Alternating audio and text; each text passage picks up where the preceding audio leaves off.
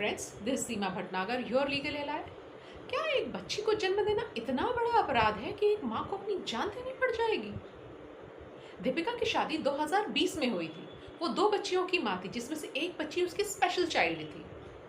तीसरी बार जब वो प्रेग्नेंट हुई तो उसके पति उसको दिल्ली से बुलंदशहर लेकर के गए सेक्स डिटरमाइन कराने के लिए, जहाँ पर पता चला कि she is pregnant with a female foetus. 2 दिन बाद उसके ऊपर दबाव डाला गया to go with abortion process. Abortion के दौरान उसकी हालत बिगड़ गई, लिहाजा उसको बुलंदशहर से दिल्ली ले जाया गया to GTB hospital, where she doctors had declared that she is brought dead. Now the father of the Deepika filed an FIR against the husband as well as against the in-laws.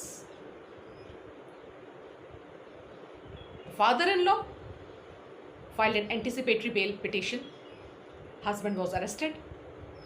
The prayer of the father-in-law was to allow the anticipatory bail petition and convert the same petition into a regular bail petition.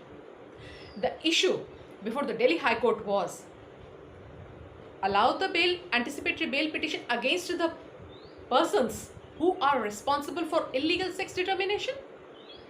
Delhi High Court has rejected the anticipatory bail petition.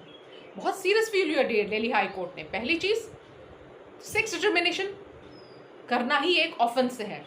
दूसरी चीज, अगर आपको इस बात की information हो जाती है तो आप जो unsafe medical process carry on करते हो, जिससे कि एक जान चली गई या इस तरह की जान जा सकती हैं, वो ये कहता है, वो ये संदेश देता है सबको कि एक फीमेल फीटस की जान लेस वर्दी है कम्युनिटी के लिए, सोसाइटी के लिए, परिवार के लिए, अगेंस्ट द मेल फीटस, जो कि एक बिल्कुल गलत संदेश है।